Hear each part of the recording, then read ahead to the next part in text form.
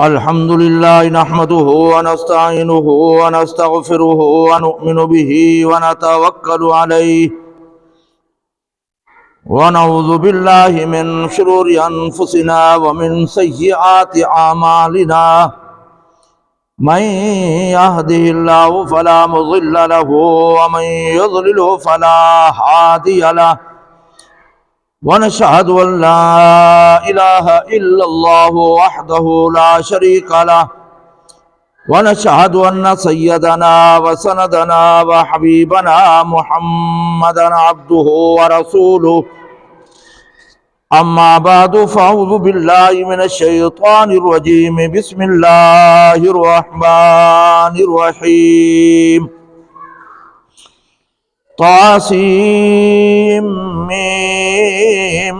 تلك آيات الكتاب المبين لعلك باخع نفسك ألا يكونوا مؤمنين وقال الله تبارك وتعالى في المقام الآخر وإذ نادى ربك موسى أن ائت القوم الظالمين وقال الله تبارك وتعالى في المقام الآخر قال لمن حوله إن هذا لساحر عليم يريد أن يخرجكم من أرضكم بسحره فماذا تأمرون قالوا أرجه وأخاه وابعث في المدائن حاشرين صدق الله العظيم اللهم صل على سيدنا مولانا محمد وعلى آل سيدنا ومولانا محمد وبارک وسلم علیہ۔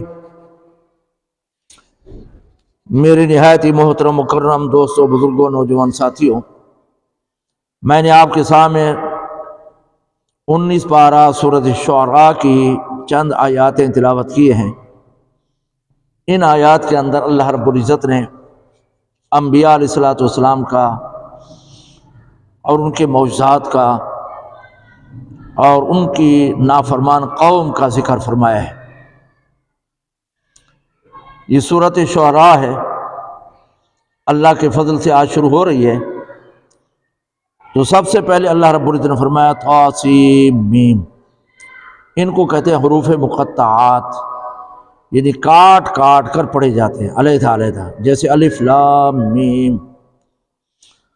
ان کے معنی مفہوم اللہ کے رسول کے بغیر کوئی نہیں جانتا۔ ہمارے لیے ایمان لانا ضروری ہے، یا اللہ اس کا جو معنی مفہوم ہے، مقصد ہے، ہمارا کامل ایمان ہے اس پر۔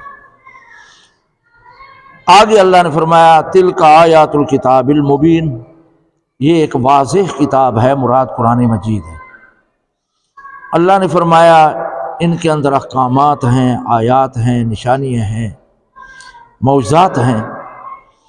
اللہ کی نشانی ہے، سب سے بڑی قرآن ہے، محمد رسول اللہ کی ذات ہے، حضور کے معجزات ہیں، یہ ساری بڑی بڑی نشانی ہیں۔ خانہ کعبہ ہے، نماز ہے، 4 بڑی نشانی ہیں۔ اور بھی نشانی ہیں، شاعر اسلام ان الصفا والمروہ من شعائر اللہ، لیکن بڑی نشانی ہے جو ہے نا قرآن مجید، امام الانبیاء صلی اللہ علیہ وسلم کی ذات اقدس، خانہ کعبہ اور نماز، یہ بڑی نشانی ہیں اسلام کی، ان کو شاعر اسلام کہا جاتا ہے۔ باقی بھی کافی نشانی ہیں۔ تو اللہ رب العزت نے قرآن بھی نازل کیا اور واضح کھول کر، بڑا واضح، سمجھنے والا، عمل کرنے والا۔ اس کے اندر کوئی پیچیدگی، کوئی جو ہے نا اس کے اندر زیادہ مشکل نہیں ہے۔ اللہ نے فرمایا میں نے اس کو بڑا واضح طور پر بیان کیا ہے، عربی زبان میں نازل کیا ہے۔ جو قوم قبیلے کی زبان تھی اسی زبان میں نبی کو بھی بھیجا، اور قرآن مجید بھی اسی کا زبان میں نازل کیا۔ مقصد کیا ہے قرآن مجید کے نازل کرنے کا؟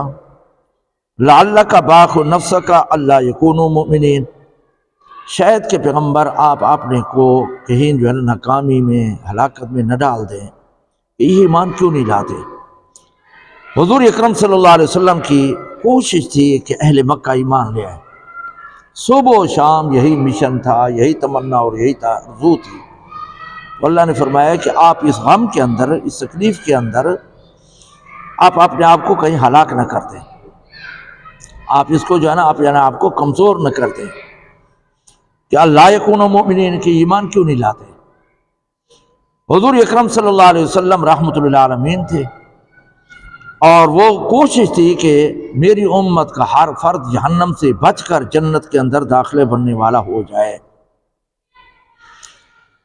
عبداللہ بن ابی نے پوری زندگی مخالفت کی اور حضور اکرم صلی اللہ علیہ وسلم کو ایذا دی، صحابہ کو تکلیفیں دی، اور اسلام کے خلاف سازشیں کرتے رہے۔ حضرت عائشہ صدیقہ کی تہمت میں شریک تھے، احد کے میدان میں جو ہے نا جہاد سے واپس آ گئے تھے، لیکن اس کے باوجود بھی حضور اکرم صلی اللہ علیہ وسلم جنازہ پڑھنے کے لیے تیار ہو گئے۔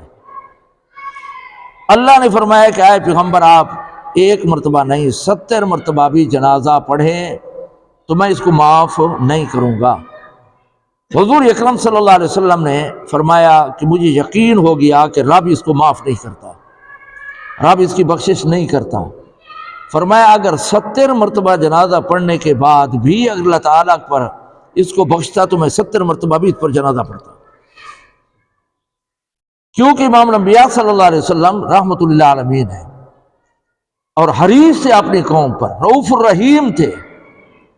تو یہاں پر فرمایا کہ تسلی دی کہ اے پیغمبر آپ گھبرائیں نہیں، آپ غم نہ کھائیں، آپ اپنے آپ کو جو ہے نا غم میں نہ ڈالیں، کیونکہ ہدایت دینے والا رب نے فرمایا کہ میں ہوں، آپ کا کام ہے سیدھا راستہ بتانا، دعوت دینا۔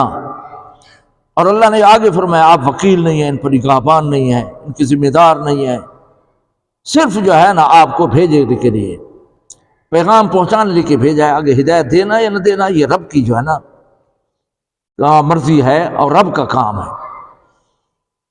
تو یہاں پر فرمایا کہ آپ اہل مکہ کے متعلق اتنے کیوں جو ہے نا غم کھاتے ہیں، ان کی قسمت میں ایمان نہیں تھا۔ حضور کو دیکھا، معجزات دیکھے، چاند کو 2 ٹکڑے ہوتے ہوئے دیکھا، کنکریوں کو ذکر کرتے ہوئے سنا، لیکن پھر بھی ایمان نہیں لائے کیونکہ قسمت میں نہیں تھا۔ تو اللہ نے پھر تسلی دی کہ اے پیغمبر آپ غم نہ کھائیں، آپ افسوس نہ کریں، آپ جو ہے نا اس کے متعلق زیادہ حرص نہ کریں، کیونکہ ہدایت دینے والا میں ہوں، جس کو چاہوں گا دوں گا، جس کو من یہد اللہ فلا مضل لہ ومن یضلل فلا ہادی لہ، یہ اللہ کا قانون ہے۔ آگے فرمایا ان نشاء ننزل من السماء آیۃ وظلت اعناقهم لها خاضعین، اگر میں چاہتا تو ان پر آسمان سے کوئی مصیبت نازل کرتا اور یہ مجبوراً ایمان لے آتے، لیکن اللہ نے جبر نہیں کیا، اللہ نے اعلان کر دیا من شاء فلیؤمن ومن شاء فلیکفر، جس کا جی چاہے ہدایت کا اختیار کرے، جس کا جی چاہے گمراہی اختیار کرے۔ لیکن گمراہ لوگوں کے لیے اللہ نے فرمایا انا اعتدنا للظالمین نارا، میں نے ان کے لیے جہنم کی آگ تیار کر رکھی ہے، جو گمراہی اختیار کرے گا اس کے لیے جو ہے نا جہنم کی آگ ہوگی۔ آگے اللہ نے فرمایا وما یاتی من ذکر من الرحمن محدث الا كانوا عنه معرضین، کوئی بھی نئی بات نہیں آتی رحمان کی طرف سے پیغمبر پر مگر یہ جو ہے نا اعراض کر جاتے ہیں، انکار کر جاتے ہیں، منہ موڑ لیتے ہیں۔ جو بھی بات آتی ہے، کتنے معجزات دیکھے پیغمبر کے، کتنی مرتبہ قرآن نازل ہوتا دیکھا، کتنی مرتبہ اللہ کی مدد دیکھی، کتنی مرتبہ فرشتوں کو جو ہے نا نازل ہوتے ہوئے دیکھا، لیکن اللہ نے فرمایا وما یاتی من ذکر من الرحمن، کوئی بھی چیز نہیں آتی تھی نہیں الا كانوا معرضین، مگر وہ اعراض کرتے تھے۔ آج اللہ رحم کرے عملی طور پر ہم بھی اعراض کرتے ہیں، زبان سے انکار نہیں کرتے، ہم اعراض کرتے ہیں، نماز کا وقت ہے نماز نہیں پڑھتے، زکوٰۃ دینے کا حکم نہیں دیتے، حج فرض ادا نہیں کرتے، حرام حلال کی تمیز نہیں کرتے، لڑائی جھگڑے چوری چکاری سے باز نہیں آتے۔ تو عملی طور پر ہم بھی اعراض کرنے والے اللہ تعالیٰ میں معاف فرمائے، وہ قولی طور پر اعراض کرنے والے تھے، انکار کر جاتے تھے۔ اس لیے ہمیں اللہ کو، اللہ کے رسول کو بھی ماننا چاہیے، اللہ کی اور اللہ کے رسول کی بات بھی ماننی چاہیے۔ فرمایا فقد کذبوا فسیأتی من بعد ما كانوا به یستهزئون، وہ جھٹلا دیتے ہیں جب بھی ان کے پاس کوئی خبر آئے، کوئی بات آئے، کوئی معجزہ آئے، کوئی نبی آئے، کوئی دعوت آئے، ہاں تو کیا یستہزئون، مذاق اڑاتے ہیں۔ ایک ہے کہ نہ ماننا عمل نہیں کیا، ہو سکتا ہے اللہ تعالیٰ معاف کر دے۔ ایک ہے مانے بھی نہیں اور مذاق اڑائے، اس سے ایمان خارج ہو جاتا ہے، انسان ایماندار نہیں رہتا۔ ایک دین پر عمل بھی نہ کرے، دوسرا مذاق بھی اڑائے۔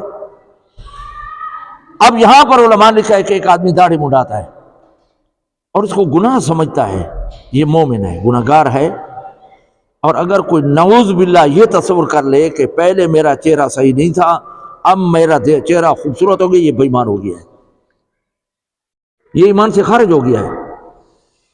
کہ اگر داڑھی تھی تو وہ کہتا میرا چہرہ زیادہ خوبصورت نعوذ باللہ نہیں تھا، اب میں نے داڑھی منڈا لی تو پھر جو ہے نا میں خوبصورت ہو گیا ہوں، تو فرمایا ایمان سے خارج ہو جائے گا۔ اس لیے استہزاء سے، مذاق سے، دین کی توہین کرنے سے بچنا چاہیے۔ تو یہاں پر اللہ رب العزت نے فرمایا فقد کذبوا، انہوں نے جھٹلایا، فتیاتہم انباؤہم، جب بھی ان کے پاس خبریں آئیں، نبی کی صورت میں خبر آئی، قرآن کی صورت میں، حدیث کی صورت میں، معجزات کی صورت میں، اللہ کی مدد نصرت کی صورت میں، جب بھی کوئی باتیں آتی تو یہ سازی اور مذاق اڑاتے تھے۔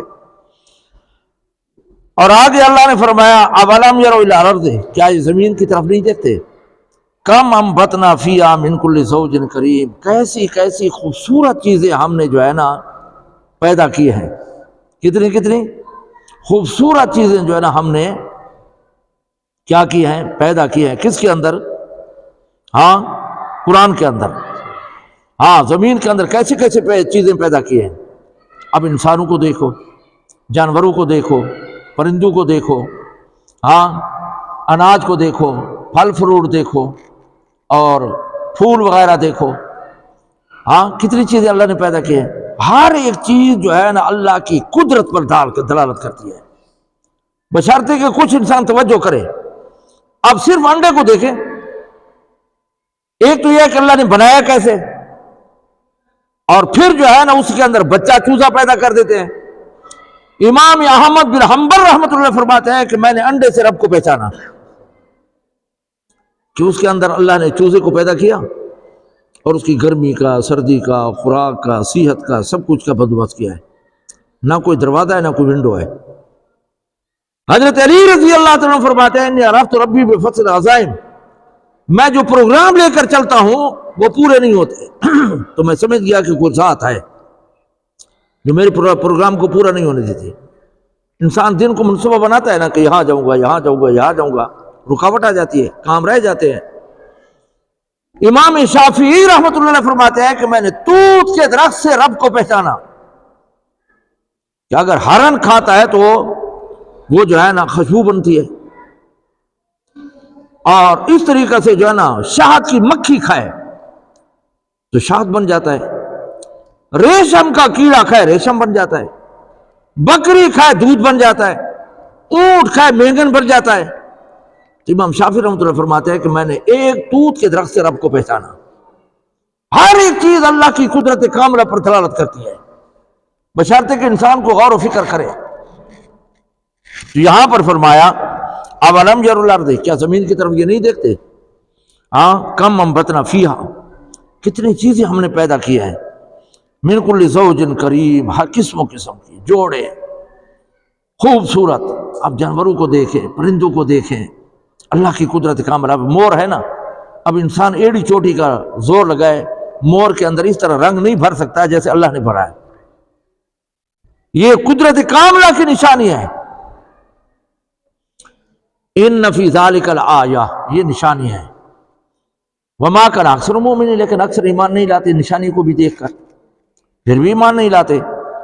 وَإِنَّ رَبَّكَ لَهُوَ الْعَزِيزُ الرَّحِيمُ، تیرا رب جو ہے نا بڑا زبردست ہے اور رحم کرنے والا ہے۔ وَإِذْ نَادَى رَبُّكَ مُوسَىٰ، اب آگے حضرت موسیٰ کا ذکر ہے، بڑی تفصیل کے ساتھ انبیاء علیہ السلام کے ذکر آ رہے ہیں سورۃ شعراء کے اندر۔ تو جب پکارا تھے رب نے موسیٰ کو، ان ائت القوم الظالمین، ظالم قوم کے پاس جا کر تبلیغ کرو۔ جیسے ایمان لانا ضروری ہے، اسی طریقے سے نیکی کا حکم کرنا، برائی سے روکنا، امر بالمعروف نہی عن المنکر بھی فرض کا درجہ رکھتا ہے، جس طریقے سے بھی کرے، چاہے وہ وعظ و نصیحت کی صورت میں کرے، چاہے وہ پڑھنے پڑھانے کی صورت میں کرے، چاہے تبلیغ کی صورت میں کرے، چاہے گھر کے اندر کرے، کوئی پابندی نہیں ہے، لیکن اس فریضے کو ادا کرنا ضروری ہے۔ اللہ نے کیا فرمایا؟ کنتم خیر امۃ اخرجت للناس تأمرون بالمعروف وتنہون عن المنکر وتؤمنون، بات کے اندر ایمان کا ذکر کیا، پہلے نیکی کا حکم کرنے کا، برائی کے روکنے کا حکم کیا ہے، پھر ایمان کا ذکر کیا۔ چاہیے تو یہ تھا پہلے ایمان کو ذکر کرتا اللہ تعالیٰ، پھر نیکی کا حکم کرتا اور نیکی سے روکنے کا حکم کرتا، لیکن نیکی کا حکم کرنا، برائی سے روکنا پہلے اور ایمان لانا بعد کے اندر۔ تو علماء نے لکھا ہے کہ جب تک امر بالمعروف نہیں کرے گا، نہی عن المنکر نہیں کرے گا، ایمان مکمل نہیں ہوگا۔ اور حدیث کے اندر آتا ہے کہ جب تم نیکی کا حکم کرنا چھوڑ دو گے، برائی سے روکنا چھوڑ دو گے، تو وحی الہی کی برکات سے محروم ہو جاؤ گے۔ مراد قرآن مجید ہے، قرآن مجید کی برکات سے محروم ہو جاؤ گے۔ آج ہم نیکی کا حکم نہیں کرتے، برادری کے اندر قسم قسم کے رواج، شادی پہ ڈھول ناچ گانے بجانے، ہم جو ہے نا مسلط کا شکار ہو جاتے ہیں۔ نہیں، اچھے طریقے پر نرمی کے ذریعے سے حکمت عملی کے ساتھ برادری میں جو ہے نا نیکی کا حکم کرنا چاہیے، برائی سے روکنا چاہیے۔ ہم الٹا معاون بن جاتے ہیں، یہ غلط طریقہ، ایمان کامل ایمان کے خلاف ہے۔ تو یہاں پر اللہ رب العزت نے فرمایا کہ اے موسیٰ تو جا کر تبلیغ کر ظالم قوم کو۔ وہ کون ظالم ہے؟ قوم فرعون، قوم فرعون کو۔ الا یتقون کی کیا وہ اللہ سے نہیں ڈرتے؟ ان کو اللہ سے ڈرنا چاہیے۔ قال رب انی اخاف یکذبون، حضرت موسیٰ نے عرض کیا اللہ میں ڈرتا ہوں کہ وہ میری تکذیب کرے گا، نہیں مانے گا۔ ہاں ویضیق صدری، میرا دل تنگ ہو جاتا ہے اس کو تبلیغ کرتے وقت۔ ولا ینطلق لسانی، اور میری زبان بھی صحیح نہیں چلتی، لکنت تھی۔ فارسل الی ہارون، میری مدد کے لیے میرا ہارون بھائی ساتھ بھیج۔ حضرت ہارون عمر میں بڑے تھے حضرت موسیٰ سے، نبوت بعد میں ملی، تو فرمایا تم جو ہے نا کیا کرو، فارسل الی ہارون، میرے ساتھ بھیجو۔ وَلَهُمْ عَلَيَّ ذَنْبٌ، ان فرعونیوں کا اور قوم فرعون کا میرے اوپر ایک الزام ہے، میں نے غلطی سے مجھ سے جو ہے نا کیا ہو گیا تھا، خلاف اولا کام ہو گیا تھا۔ وہ کیا تھا کہ قتل ہو گیا تھا۔ لیکن ایک مسئلہ بار بار عرض کر رہا ہوں، انبیاء علیہ السلام معصوم ہیں، ان سے کوئی گناہ نہیں ہوتا۔ اب اعتراض تو یہ ہوتا ہے کہ حضرت موسیٰ سے قتل تو ہو گیا تھا، ہاں، تو اس کا معنی یہ ہے، بات سمجھیں، گناہ اس وقت بنتا ہے ارادہ بھی کرنے کا ہو اور کام بھی ناجائز ہو، یہ دو چیزیں ملے گی تو گناہ ہوگا ورنہ نہیں ہوگا۔ اگر یہ جو دو چیزیں نہیں ہیں گناہ نہیں ہوگا۔ اس کو خلاف اولا تو کہیں گے، گناہ نہیں کہیں گے۔ آج جو ہے نا ہم سے کوئی غلطی ہو تو ہم اپنا گند ڈال دیتے ہیں، حضرت آدم سے نعوذ باللہ گناہ ہو گیا تھا، نہیں، غیر ارادی طور پر حضرت آدم نے بھی دانا کھایا، اور پھر یہ بھی غلط ہے کہ نکالے گئے، نہیں، نازل کیے گئے، جنت سے اتارے گئے۔ نبی کو نکالا نہیں ہے، اتارا ہے، فرق ہے۔ تو یہاں پر عرض یہ کر رہا ہوں کہ انبیاء معصوم ہیں، ان سے کسی قسم کا کوئی گناہ نہیں ہوتا۔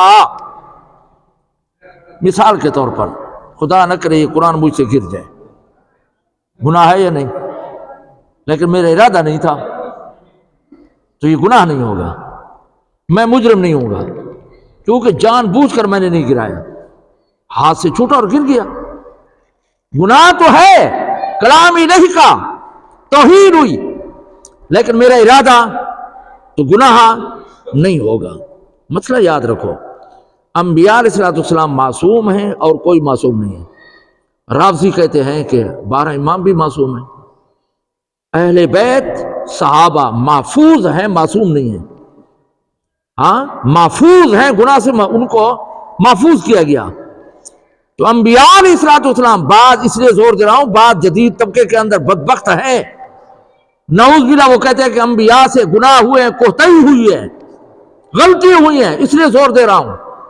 اہل سنت والجماعت کا یہ عقیدہ ہے کہ انبیاء سے کسی قسم کا گناہ نہیں ہوتا، وہ معصوم ہیں، یہی عقیدہ رکھنا چاہیے ہمیں۔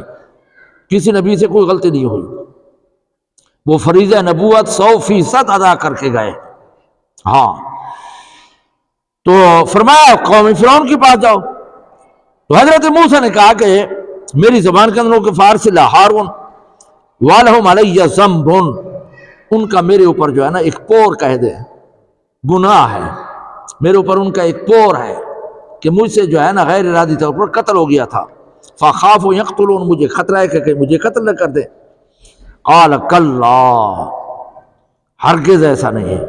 یہ لفظ کلّا جو ہے نا یہ 15 سپارے کے آخر میں ہے، 15 سپارے پہلے بھی نہیں ہے. کلّا اس کا معنی ہرگز ایسا نہیں ہوگا. امام الانبیاء صلی اللہ علیہ وسلم جب وحی نازل ہوئی تو حضور نے فرمایا لقد خشیت نفسی، مجھے اپنے وجود پہ خوف ہو گیا کہ کہیں میری جان نہ چلی جائے. وحی کا بوجھ تھا، نبوت کا بوجھ تھا. تو حضرت خدیجہ الکبریٰ کو اظہار کیا کہ ہاں کوئی کمبل لے آئیں، کوئی رضائی لے آئیں، مجھے جو ہے نا آپ جو ہے نا ڈالیں. اور یہی خدشہ اختیار کیا کہ لقد خشیت نفسی. تو حضرت خدیجہ نے یہی کہا تھا کہ کلّا، ہرگز ایسا نہیں ہوگا. ہاں اللہ تعالیٰ آپ کو ناکام نہیں کرے گا، اللہ تعالیٰ آپ کو ہلاک نہیں کرے گا، اللہ تعالیٰ آپ کو کوئی بوجھ ایسا نہیں ڈالے گا. اور پھر آگے فرمایا آپ تو صلہ رحمی کرنے والے ہیں، آپ تو غریبوں کے ساتھ معاملت کرنے والے ہیں، آپ تو غریبوں کا بوجھ اٹھانے والے ہیں، آپ تو حق کی مدد کرنے والے ہیں، آپ تو مہمان نوازی کرنے والے ہیں. یہ صفتیں ایسی ہیں جس کے اندر پئی جائے اللہ تعالیٰ اس کو ہلاک نہیں کرتا. تو حضرت خدیجہ نے بھی کہا تھا کلّا، ہرگز ایسا نہیں ہوگا، آپ ناکام نہیں ہوں گے. یہاں پر بھی فرمایا اللہ نے کلّا، گھبرائے نہیں موسیٰ، کسی قسم کا کوئی بوجھ آپ پر نہیں آئے گا. فَاذْهَبَا بِآيَاتِنَا، میرے معجزات لے کر جاؤ. عصا اور ید بیضا، یہ معجزات لے کر جاؤ. اِنَّا مَعَكُمْ، میں تمہارے ساتھ ہوں، مستمعون، ہر بات سننے والا ہوں اور مدد کرنے والا ہوں. جب اللہ تعالیٰ جو ہے نا ساتھ ہو تو پھر کوئی چیز نقصان نہیں دے دیتی.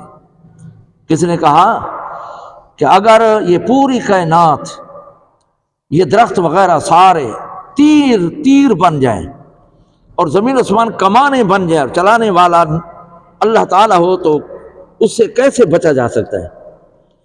تو انہوں نے کہا کہ آپ اللہ کے پہلو میں آ جائیں، کوئی وار کرنے والا ہو تو اس کے پہلو میں آ جائے، بچ جائیں گے. یعنی اللہ کی نافرمانی سے بچ جائیں. اس لیے انسان کو گناہ کرتے وقت ڈرنا چاہیے، جری نہیں ہونا چاہیے، اور جوانی کے اندر اللہ کا خوف غالب ہو، بڑھاپے وقت اللہ کی رحمت کی امید ہو. تو یہاں پر فرمایا کہ فَاذْهَبَا بِآيَاتِنَا مَعَكُمْ مُسْتَمِعُونَ فَأْتِيَا فِرْعَوْنَ، دونوں آگے فرعون کے پاس. فَقُولَا، دونوں نے کہا اِنَّا رَسُولُ رَبِّ الْعَالَمِينَ، ہم رب کی طرف سے بھیجے گئے ہیں، پیغمبر بنا کر پیغام دینے والے آپ کی طرف بھیجے گئے ہیں. ان ارسل معنا بنی اسرائیل، آپ نے ہماری قوم بنی اسرائیل کو غلام بنا رکھا ہے، ظلم و زیادتی کر رہے ہیں، اور ہم اس بنی اسرائیل کی طرف نبی بنا کر بھیجے گئے ہیں، لہٰذا آپ اس کو ادا کریں تاکہ ہم اس کو تعلیمات الہی سے آگاہ کریں. آپ ظلم کر رہے ہیں، غلامی سے ان کو چھٹکارا دیں. قال الم نربک فینا ولیدا ولبثت فینا من عمرک سنین، فرعون نے تانا دیا کہ آپ بچے ہمارے گھر اندر نہیں پلے، ہمارے گھر کے اندر کئی سال زندگی نہیں گزاری. کیا کہا فرعون نے کہ آپ جو ہے نا ہمارے درمیان بچے نہیں تھے گھر کے اندر، کیونکہ پرورش اللہ نے فرعون کے گھر میں کیا ہے نا، کئی مرتبہ ہو چکا ہے. تو انہوں نے تانا دیا. اس پر ہے کہ انسان اگر کوئی اچھا کام کرے تو کسی کو تانا نہ دے. آج ہمارے پیغور ہے، غلط طریقہ ہے، ناجائز ہے.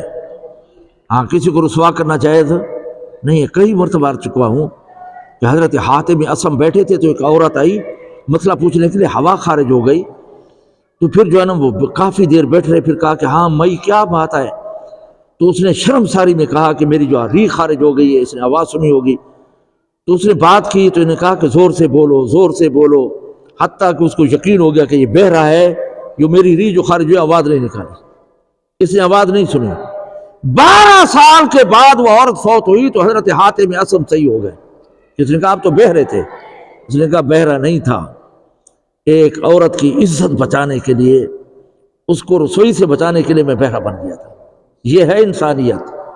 آج ہم بات بات پہ پغور دیتے ہیں، تانا دیتے ہیں، غلط طریقہ ہے۔ تو فرعون نے جو ہے نا حضرت موسیٰ کو تانا دیا۔ امام الانبیاء صلی اللہ علیہ وسلم نے فرمایا 3 گناہ ایسے ہیں کہ اللہ تعالیٰ نظر رحمت نہیں کرے گا، کلام نہیں کرے گا، گناہوں سے پاک نہیں کرے گا، اور اس کے لیے عذاب علیم ہوگا۔ حضرت ابو ذر غفاری رضی اللہ تعالیٰ نے عرض کیا یا رسول اللہ خواب و خطر و من ہو، کون ہے یہ تو تباہ برباد ہو گئے۔ حضور اکرم صلی اللہ علیہ وسلم نے فرمایا پہلا وہ انسان ہے جو کسی پر احسان کر کے جتلائے۔ ہم پہلے تو کرتے نہیں ہیں، کرتے پھر جتلاتے ہیں۔ میں فلانے نلی میں تعاون کی تھے، میں ایویں کو اتنے پیسے دیتے، اور میں کئی مرتبہ کہہ چکا ہوں کہ 2-3 پنکھے لگا دے تو پورے محلے کو بتاتا ہے کہ میں نے یہ پنکھے لگوائے ہیں۔ کوئی بتانے کی ضرورت ہے؟ ہاں، حضرت صدیق اکبر رضی اللہ تعالیٰ عنہ ایسا تلاوت کر رہے تھے، حضور نے فرمایا کہ کیوں ایسا کروں؟ نے کہا یا رسول اللہ جس کی رضا کے لیے میں کر رہا ہوں وہ سن رہا ہے، وہ سن رہا ہے۔ پہلے تو ہم نیکی کا کام کرتے نہیں، اگر کریں تو پھر جو ہے نا اس کو ضائع کر دیتے ہیں۔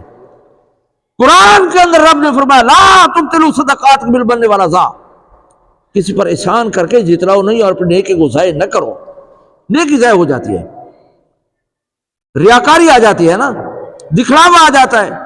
جو کام بھی کیا جائے اللہ کی رضا کے لیے۔ تو حدیث کے اندر آتا ہے 3 گناہ ایسے ہیں کہ اللہ تعالیٰ کلام نہیں کرے گا، نظر رحمت نہیں کرے گا، گناہوں سے پاک نہیں کرے گا، عذاب علیم ہوگا۔ صحابہ گھبرا گئے کہ یا رسول اللہ خواب ہوا خسر ہوئی تو تباہ برباد ہو گئے، کون ہے؟ تو حضور نے فرمایا پہلا وہ ہے جو احسان کر کے جتلائے، دوسرا وہ ہے اپنی چیز بیچنے کے لیے جھوٹی قسمیں کھائے، 1000 کے لیے کہ تو خدا کی قسم میں نے 2000 پہ لیے، اور تیسرا وہ ہے جو ٹخنے چھپائے۔ مرد کے لیے ٹخنے چھپانا حرام ہے، آج ہمارا فیشن بنا ہوا ہے۔ ہاں، ٹخنوں کے نیچے جو ہے نا ہمارے کیا ہوتے ہیں، زیادہ کمال ہو تو مسجد میں آئے چڑھا لیے اور پھر نیچے کر لیے، یہ حرام ہے۔ ہر وقت جو ہے نا ان کو جو ہے نا ننگا رکھنا ضروری ہے۔ اب ایک بات بتاتا ہوں آپ سمجھ جائیں گے، حضرت فاروق اعظم رضی اللہ تعالیٰ عنہ جب شہید ہوئے، زخمی ہو گئے، اطباء نے کہہ دیا کہ آپ زندگی باقی زندہ نہیں رہ سکتے، آپ کی موت یقینی ہے، آپ وصیت کرنا چاہے تو کر سکتے ہیں۔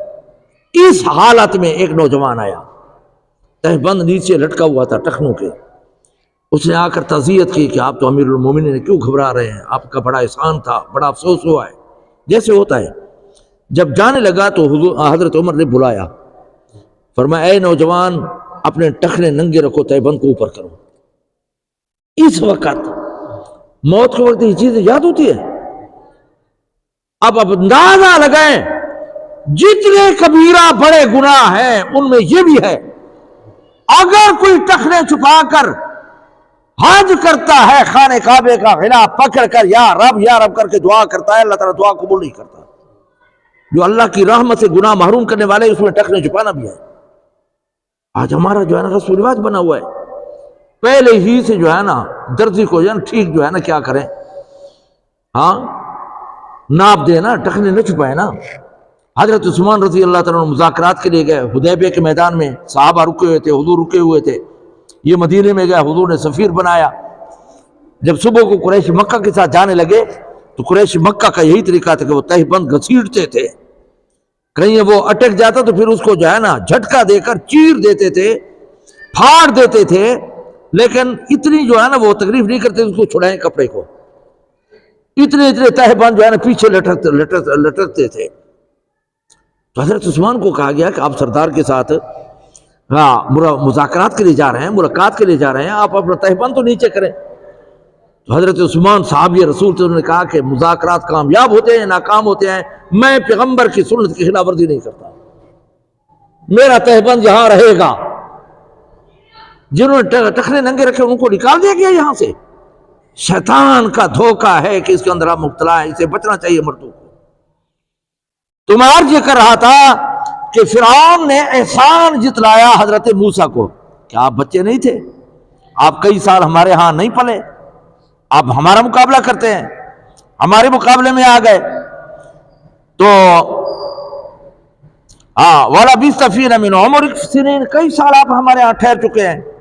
وَفَعَلْتَ فَعَلْتَ وَالَّتِي فَعَلْتَ وَأَنْتَ مِنَ الْكَافِرِينَ، آپ نے جو کام کیا وہ ہمارے قبطی کو بھی آپ نے قتل کیا اور آپ تو ناشکر ہیں. یہاں من الکافرین کا معنی کیا کریں گے؟ ناشکر ہیں آپ. فرعون نے کیا کہا حضرت موسیٰ کو؟ آپ ناشکر ہیں. کافر کا ویسے تو معنی ہوتا ہے چھپانا، اور یہاں پر جو ہمارے یہاں مشہور کافر ہے وہ مراد نہیں ہے. تو حضرت موسیٰ کو فرعون نے کیا کہا؟ آپ ناشکر ہیں.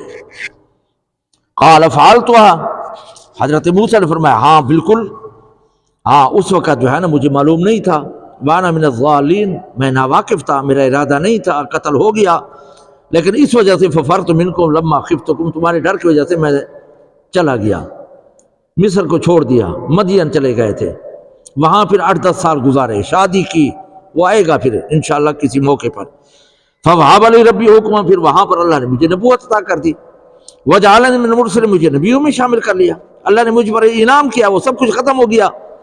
وَتِلْكَ نِعْمَةٌ تَمُنُّهَا عَلَيَّ أَنْ عَبَدْتَ بَنِي إِسْرَائِيلَ.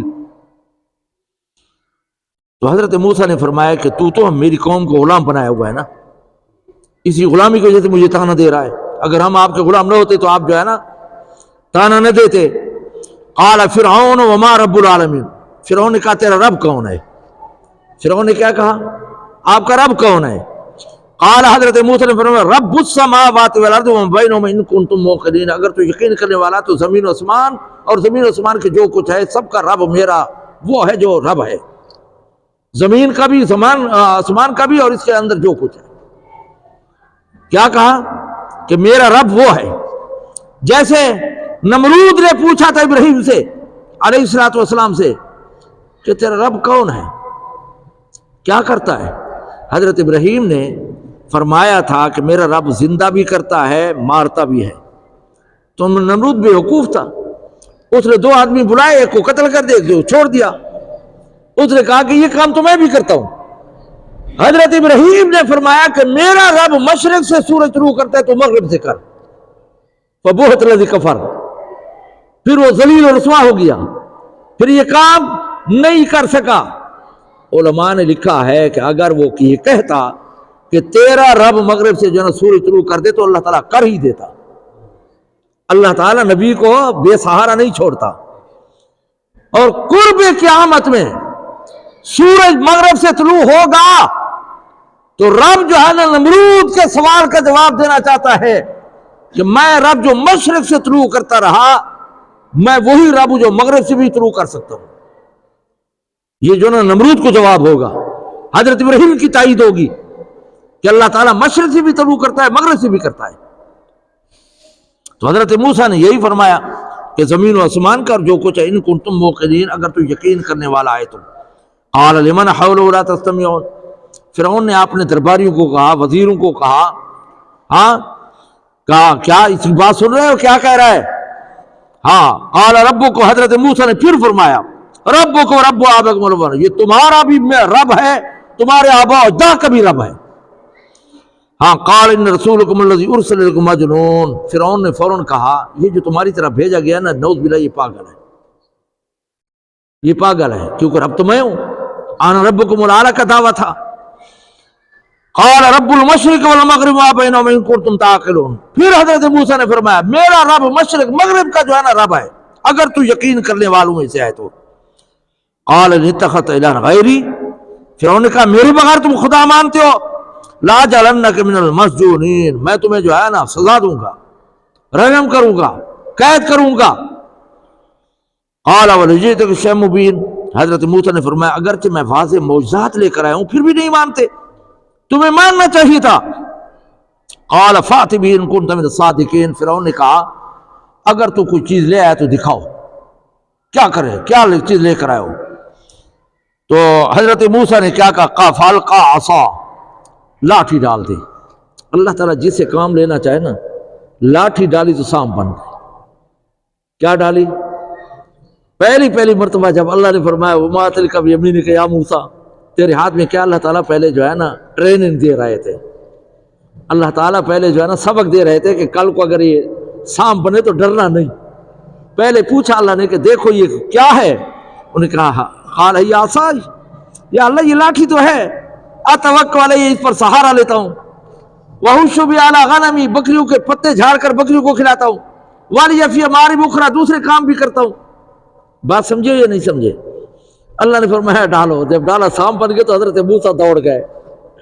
अल्लाह ने फरमाया दौड़ नहीं, इस पर हाथ रख। तो इतने तक भी आता है, मैंने कहीं पढ़ा है कि हजरत मूसा जो है ना, ये अपने जुब्बे का जो है ना कपड़े के साथ इस तरह ऊपर हाथ रख रहे थे, तो अल्लाह ने फरमाया नहीं डर नहीं, इसको रखो। जब रखा तो फिर लाठी बन गई। तो हजरत मूसा को पता था ना कि ये सांप बनना है। तो फिर यहां पर फरमाया फालका आसाहु, अपनी लाठी डालो। अल्लाह की कुदरत देखो, है लाठी। तफसीर बदरी में लिखा हुआ है कि जब दरिया पे मारा, बनी इसराइल के 12 कबीले थे तो 12 रास्ते बन गए लाठी मारने से। इतना पत्थर था, जब मैदान तीह में गए पानी की जरूरत पड़ी, अल्लाह ने फरमाया इस पर पत्थर लाठी मारो। वही लाठी मारी तो 12 चश्मे जारी हो गए, हर एक के कौम कबीले के लिए पानी पीने के लिए चश्मा। और जब वो चलते थे तो ये लाठी उनके साथ बातें करती थी। जब सो जाते थे तो ये लाठी पहरा देती थी। जब कुएं में डालते थे तो पानी ले आती थी। जब कोई फल फ्रूट खाने का मौका होता, गाड़ते थे तो वो दरख्त बन जाता और फल ले आता। ये अल्लाह ने जो है ना एक लाठी से काम किया। और भी काफी लिखे हैं, मुख्तसर करना चाहता हूं। अल्लाह कादिर तो है ना, एक लाठी है। हाँ, फलका आसाव फैजा ये सोबान मुबीन, वो बड़ा अजदहा बन गया। जान भी लफ्ज आया है, सोबान भी आया है। बड़ा भी था, जान बड़े को कहते हैं। हाँ, और सोबान छोटे को कहते हैं। तो उलमा ने लिखा है वजूद के एतबार से मोटा था और दौड़ने के लिहाज से छोटे सांप की तरह जल्दी जाता था, इसलिए जान भी कहा गया है, सोबान भी कहा गया है कि वजूद के एतबार से बड़ा मोटा, क्योंकि मोटा सांप जल्दी नहीं भाग सकता और जो छोटा हो वो बड़ा तेज भाग जाता है। एक मौजदा। और दूसरा वनादा यदहू, और अपना हाथ बगल में डालकर इस तरह किया तो वो सूर्य की तरह खूबसूरत हो गया, रोशन हो गया। ये 2 मौजदे थे जो हजरत मूसा को अल्लाह ने दिए थे फिरौन के पास कि जाकर दिखाओ। क़ाल लिल मलइ हौलहू, फिरौन ने जो है ना अपने दरबारियों को कहा, इन हाज़ा लसाहिरुन अलीम, ये तो बड़ा जादूगर है। नौज़ बिल्लाह, मौजदे को जादू कह दिया। और बड़ा से ये आज की इस्लाम में कहते सियासतदान था, लोगों को धोखा देने के लिए। आजकल धोखा देते हैं ना, अल्लाह माफ करे। हाँ, जब इलेक्शन का मौका आए तो हमारे चार दीवारी के दरवाजों को भी बोसा देते हैं, और जब इलेक्शन गुजर जाए तो फिर मिलते भी नहीं है, फोन भी नहीं उठाते। तो फिरौन भी बड़ा मक्कार और सियासतदान था। हाँ, बड़ों को ये कहा कि तुम्हारे जमीन पे कब्जा करना चाहता है, मुल्क पे कब्जा करना चाहता है, तुम्हें अपनी जमीनों से बेदखल करना चाहता है। ये मूसा इसलिए आया है। और गरीबों को कहा कि तुम्हें अपने दीन से हटाना चाहता है। हर एक के मिजाज के मुताबिक बात की। अमीर को क्या कहा कि तुम्हें अपनी जमीनों से बेदखल करना चाहता है, निकालना चाहता है, कब्जा करना चाहता है। और गरीबों को कहा कि वाह तुम बड़े दीनदार हो, तुम्हें अपने दीन से हटाना चाहता है। दोनों को जोश दिलाया। क्या कहा कि युरीदु युखरिजुकुम मिन अर्ज़िकुम बिसिहरी, ये जादू के जरिए से तुम्हें बेदखल करना चाहता है अपनी जमीनों से। फमाज़ा तामुरून, तुम मुझे क्या हुक्म करते हो, मैं क्या करूं इसके साथ। ये मशवरा ले रहा है फिरौन अपने दरबारियों से। कालू, उन वजीरों ने कहा, दरबारों ने कहा, नौकरों ने कहा, हाँ अर्जिह व खाओ, इसको भी मोहलत दे दे और इसके भाई को भी छोड़ दे। वबास फिल मदाइन हाशरिन, जितने शहर है ना बड़े बड़े, इनकी तरफ अपने कारिंदे भेजो, नौकर भेजो, वो सारे जादूगर जमा करके ले आए। जादू करके ले आए, वो जमा करके ले आए। हाँ, फातू बिकुल सहारिन अलीम, सेहरिन भी आया नाम पारे के अंदर, 19 के अंदर सहारुन, ये बड़ा जादूगर है, तुम भी इसके मुकाबले में बड़े बड़े जादूगर लेके आओ। फजुमिया सहरतुल मीक़ात यौमिन मालूम, एक दिन मुकर्रर करके सारे जादूगर को जमा किया गया। ईद का दिन था, इशराक का टाइम, जो लोग निकम्मे होते हैं आएंगे देखेंगे, और जादूगर जमा किए गए। ये जादूगर आगे आ रहा है कि ईमान ले आए, वो वजह बताता हूं कि क्यों ले आए। फजमा सहरतुल मीक़ात यौमिन वक़ील लिन्नास हल अंतुम मुज्तमिऊन, लोगों के अंदर भी ऐलानात कर दिए गए तुमने भी जमा होना है تماشا دیکھنا ہے، مقابلہ ہوگا۔ لعلنا نتبع السحرۃ ان كانوا هم الغالبون، ہم پھر جادوگروں کی پیروی کریں گے اگر یہ غالب آ گئے تو، موسیٰ کی بات نہیں مانیں گے لوگ باللہ۔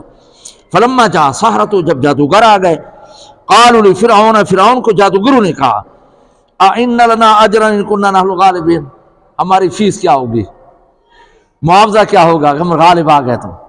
ہوتا ہے نا، ہاں یہ فیس ہمیں کھا گئی، اللہ کرام کرے۔ ہاں اب مولوی بھی جو ہے نا 60,000 70,000 لے کر فیسیں لے کر تبلیغ کرتے ہیں، بڑی دین کی خدمت ہو رہی ہے، اللہ ہمیں معاف کرے۔ مسئلہ یاد رکھو، جس نبی نے بھی تبلیغ کی ہے نا، اس کے بعد فوراً اعلان کیا وما اسألکم علیہ اجرا ان اجری الا علی اللہ۔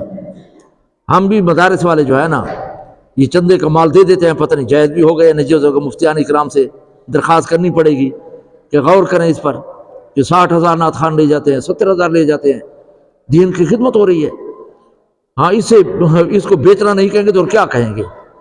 اللہ تعالیٰ میں حال فرمایا، ہمارا حال برا ہے، اپنی بات عرض کر رہا ہوں۔ تو یہاں پر عرض یہ کر رہا تھا کہ انہوں نے کہا کہ ہماری اجرت کیا ہوگی، فیس کیا ہوگی، انا كنا نحن الغالبین، اگر ہم غالب آ گئے تو؟ قال نعم، انہوں نے کہا ہاں بڑی فیس ہوگی، انہ لمن المقربین، میرے قریبی ہو جاؤ گے، انعامات ہوں گے۔ قال لهم موسیٰ القوا ما انتم ملقون، جادوگر آ گئے، انہوں نے کہا کہ اے موسیٰ تو جو ہے نا لاٹھی ڈالنا چاہتا ہے یا ہم ڈالیں، آپ اپنے فن کا مظاہرہ کرنا چاہتے ہیں یا ہم کریں؟ اب یہاں پر 3 باتیں ہیں، یہ 72,000 تھے یا 70,000 تھے، مقابلے کے لیے آئے تھے، لیکن ایمان کیوں لائے؟ 3 وجہ ہیں۔ پہلی وجہ یہ ہے کہ جب یہ جادوگر آئے نا تو انہوں نے کہا یار ہمیں دکھاؤ تو صحیح نا کون سا وہ شخص ہے جس کے مقابلے کے لیے ہم آئے ہوئے ہیں۔ تو جب وہ حضرت موسیٰ کو دیکھنے کے لیے آئے تو حضرت موسیٰ سویا ہوا تھا اور لاٹھی پہرا دے رہی تھی، تو وہ سمجھ گئے کہ یہ جادوگر نہیں، وہ سمجھ گئے کہ یہ جادوگر نہیں۔ جادو جب جادو کرتا رہتا ہے، پڑھتا رہتا ہے تو جادو ہوتا ہے، جب وہ پڑھنا چھوڑ دے، توجہ کرنا چھوڑ دے تو پھر جادو کام نہیں کرتا۔ ان کو یقین ہو گیا کہ یہ اللہ کا نبی ہے، پیغمبر ہے، یہ جادوگر نہیں۔ نمبر 1۔ نمبر 2 یہ ہے کہ انہوں نے یہی کہا کہ اے موسیٰ آپ ڈالنا چاہتے ہیں یا میں ڈالوں؟ ادب کیا، ادب۔ ہاں اس ادب کی وجہ سے جو ہے اللہ تعالیٰ نے ان کو ایمان جیسی دولت عطا کر دی۔ ادب بڑی نعمت ہے، آج ہمارے اندر ادب نہیں ہے، ماں باپ کا ادب نہیں ہے، بڑے کا ادب نہیں ہے، ہاں استاد کا ادب نہیں ہے، پیر و مرشد کا ادب نہیں ہے، بڑی بدبختی ہے ہماری۔ اگر کوئی چاہتا ہے کہ میرا بڑھاپے میں ادب ہو تو وہ پہلے بڑوں کا ادب کرے، اگر کوئی چاہتا ہے کہ میری اولاد فرما بردار ہو تو وہ اپنے والدین کی فرما برداری کرے، ورنہ ایسا نہیں ہوگا کہ ہم والدین کی نافرمانی کرتے رہیں اور ہماری اولاد فرما بردار ہو، نہیں ہوگا، نہیں ہوگا اس طرح۔ ہمیں بڑوں کا ادب کرنا چاہیے، خاص کر سفید ریشو کا، اور یہ سفید بال ایسے جن سے اللہ بھی حیا کرتا ہے، لیکن آج ہم نہیں چکتے، بیعت بھی ہمیں کھا گئی۔ تو ان جادوگروں نے ادب کیا تھا کہ اے موسیٰ آپ اپنے فن کا مظاہرہ کرنا چاہتے ہیں یا ہم کریں؟ 2 ہو گئی۔ تیسری بات لکھی ہے، اس وقت دستور تھا کہ جو بھی مقابلے کے لیے آتے ہیں لباس ایک جیسا پہنتے، تو 72,000 جادوگروں نے وہی شکل و صورت اختیار کی تھی جو حضرت موسیٰ کی تھی۔ یہ زہری شکل اختیار کرنا نبی کی اللہ کو اتنا پسند ہے کہ اللہ نے ان کو ایمان جیسی دولت عطا کر دی۔ سمجھ آ گئی ہے نا؟ یہ لکھا ہے۔ ہاں تو فرمایا قال لهم موسیٰ، موسیٰ کو کہا انہوں نے القوا ما انتم ملقون، تم ڈالتے ہو یا ہم ڈالے؟ فالقوا حبالهم عصیهم، حضرت موسیٰ نے فرمایا تم جو ہے نا ڈالو۔ انہوں نے جو ہے رسی ڈالی، لاٹھی ڈالی، ہاں، اور کیا کہا؟ وقالوا، نے کہا فبعزت فرعون، مسلمان تو نہیں ہوئے تھے نا، کہا کہ مجھے جو ہے نا فرعون کی عزت کی قسم نحن الغالبون، ہم غالب ہو کر رہیں گے، جادوگروں نے کہا۔ فالقا موسیٰ، حضرت موسیٰ نے ڈال دیا عصا، اپنا عصا، فاذا ہی تلقف ما یافکون، وہ سب کو نگل گیا، سب کو چن چن کے کھا گیا۔ فالقی السحرۃ ساجدین، وہ سارے جادوگر سجدے میں گر گئے، وہ سارے جادوگر سجدے میں گر گئے۔ اس کو سجدہ شکر بھی کہہ سکتے ہیں۔ اگر وضو ہو تو سجدہ شکر انسان کر سکتا ہے کہ یا اللہ تیرا شکر ہے میرا بیٹا پیدا ہو گیا۔ جو ہی کوئی اطلاع ملے، حضرت امام الانبیاء صلی اللہ علیہ وسلم نے حضرت علی کو ایک قوم کی طرف بھیجا تبلیغ کے لیے، تو انہوں نے جو ہے نا کیا کیا، حضرت علی نے اطلاع دی کہ یا رسول اللہ سارے مسلمان ہوں گے، تو حضور شکرانے کے طور پر سجدے میں چلے گئے۔ جب فرعون کا ابو جہل قتل ہوا، جب اس کا سر کٹ کر لایا گیا، تو اس وقت بھی شکرانے کے طور پر امام صلی اللہ علیہ وسلم سجدے میں چلے گئے۔ اگر کوئی خوشی کا موقع ہو تو سجدہ شکر جائز ہے، لیکن ایک بات کہنے والا ہوں، یہ نماز کے بعد دعا میں جو ہم سجدے میں چلے جاتے ہیں نا، اس کی کوئی حقیقت نہیں۔ مسئلے سمجھا کرو یار، یہ دعا کرتے وقت ہم سجدے میں چلے جاتے ہیں، اس کی کوئی حقیقت نہیں ہے۔ نماز کا قبلہ جو ہے نا کیا ہے، خانہ کعبہ، اور دعا کا قبلہ آسمان ہے۔ ہاں دعا میں جو ہے نا سجدے میں جانا مناسب نہیں، اس کی کوئی حقیقت نہیں ہے۔ بہت سے لوگ جو ہے نا نماز پڑھی اور پھر سجدہ کیا، یا دعا کرتے ہوئے سجدے میں چلے گئے، اس سے بچنا چاہیے، یہ خلاف سنت ہے۔ تو یہاں پر جو ہے نا وہ سجدے میں چلے گئے۔ قالوا آمنا برب العالمین، کہا ہم ایمان لے اس رب پر جو عالمین کا ہے، رب موسیٰ و ہارون، اور آگے وضاحت کر دی اس رب پر ہم ایمان لائے جو موسیٰ اور ہارون کا ہے۔ قال آمنت لو قبل، فرعون آگ بگولا ہو گیا، آمنت قبل ان آذن لکم، کیا میری اجازت کے بغیر تم ایمان لایا؟ ہاں انہ لکبیرکم علمکم السحر، یہ تمہاری سازش ہے، یہ تمہارا بڑا جادوگر تھا، تم نے اسے سیکھا ہے، اور یہی سازش کی کہ اس طرح ہم کریں گے اور ہم جو ہے نا آپ کو مانیں گے، یہ تمہارا منصوبہ تھا، میں تمہارے ساتھ دیکھ لیتا ہوں۔ کیا کہا؟ لأقطعن ایدیکم وارجلکم من خلاف، ہاتھ پاؤں مخالف کاٹوں گا، ہاتھ یہ پاؤں یہ، پاؤں وہ اور ہاتھ یہ، میں تمہیں کیا کروں گا، ہاتھ کاٹوں گا، اور من خلاف وَلَأُصَلِّبَنَّكُمْ، تمہیں سولی پہ لٹکا دوں گا، اجمعین سب کو۔ انہوں نے کیا جواب دیا؟ انہوں نے کیا کہا؟ قالوا لا ضیر انا الی ربنا منقلبون، ہمیں کوئی پرواہ نہیں، ہم رب کی طرف جانے والے ہیں۔ اس پر ایک بات عرض کرتا ہوں، 5 منٹ پیغمبر کی صحبت اختیار کرنے والے اپنی جان دینے کے لیے تیار ہو گئے، لیکن ایمان کو نہیں چھوڑا۔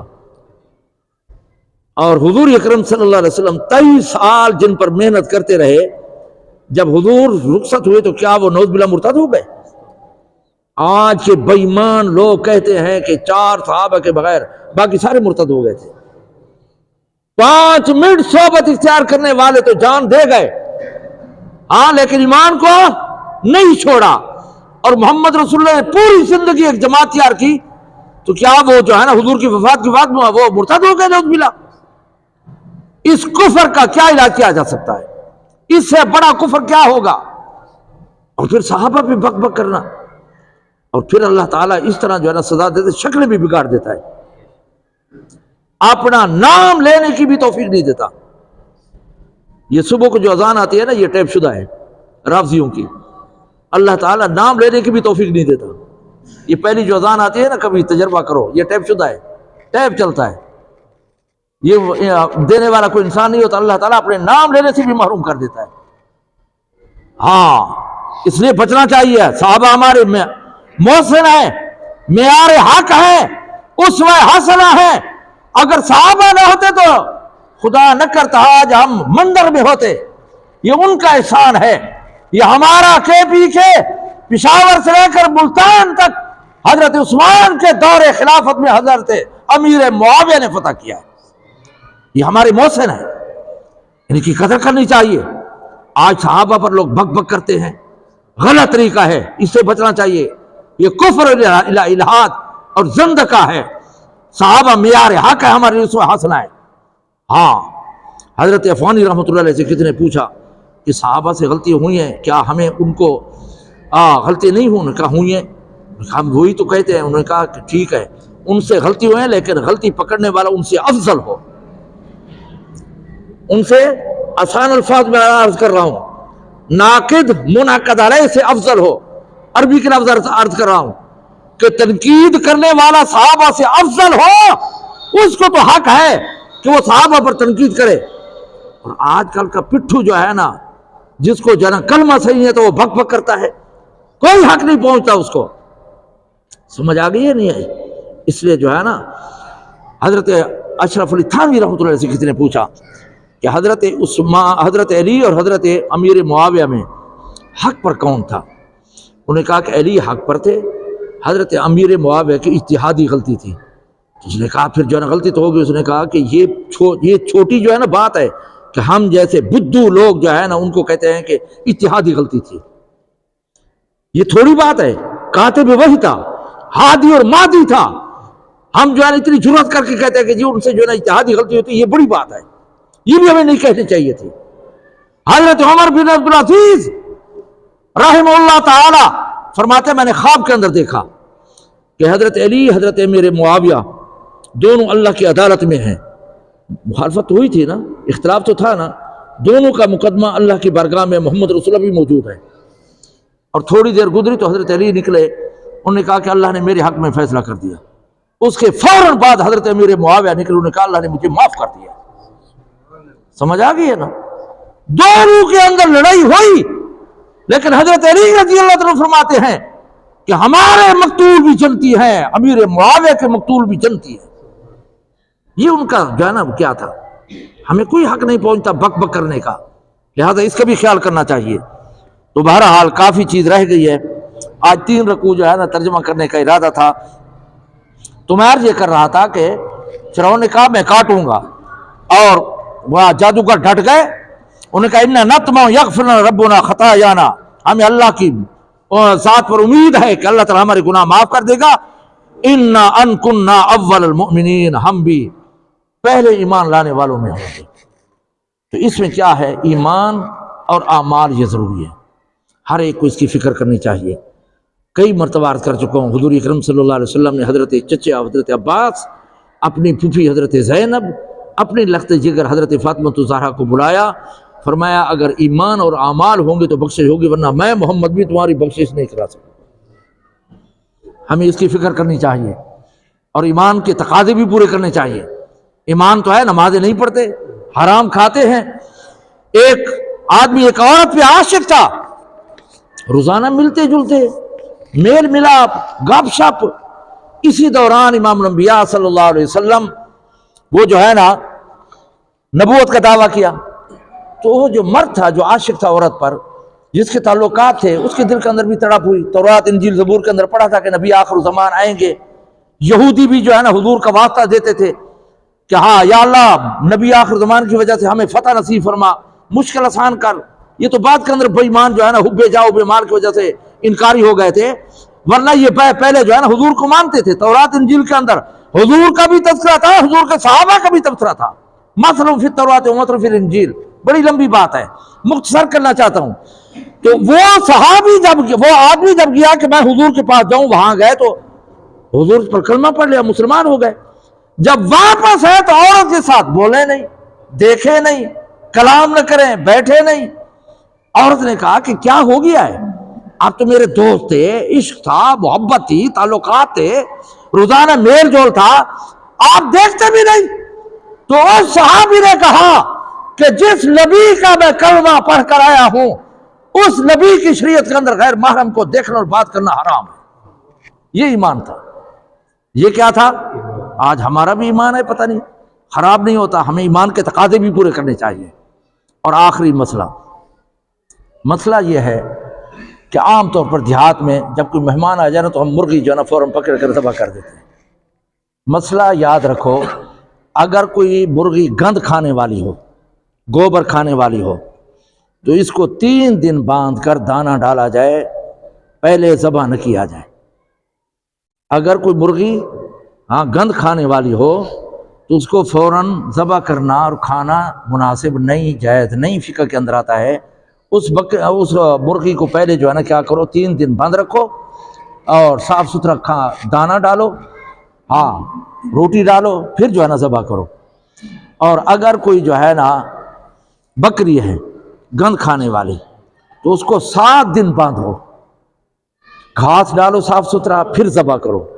گند کھانے والی بکری کو فوراً ذبح کرنا جائز مناسب نہیں۔ اگر کوئی گائے گند کھانے والی ہے، 30 دن 1 مہینہ جو ہے نا اس کو جانا چارہ ڈالو، گھاس ڈالو اور پھر ذبح کرو۔ اگر کوئی اونٹ گندگی کھانے والا ہے تو اس کو 40 دن باندھو اور صاف ستھرا چارہ ڈالو پھر ذبح کرو، پہلے مناسب نہیں۔ تو خاص کر ہمارے ہاں اونٹ بکری کا تو کم معاملہ آتا ہے، مرغیوں کا زیادہ آتا ہے۔ دیہات میں جائیں نا تو بکریاں جو ہے نا کوڑے کی جگہ پر بھاگ رہے ہوتے ہیں، پیشاب کھا رہی ہوتے ہیں، ہم نے پکڑ اور ذبح کر دیا تو 3 دن سے پہلے اس کو ذبح نہیں کرنا چاہیے۔ اللہ تعالی ہمیں دین سیکھنے اور اس پر عمل کرنے کی توفیق عطا فرمائے۔ وآخر دعوانا الحمد للہ رب العالمین۔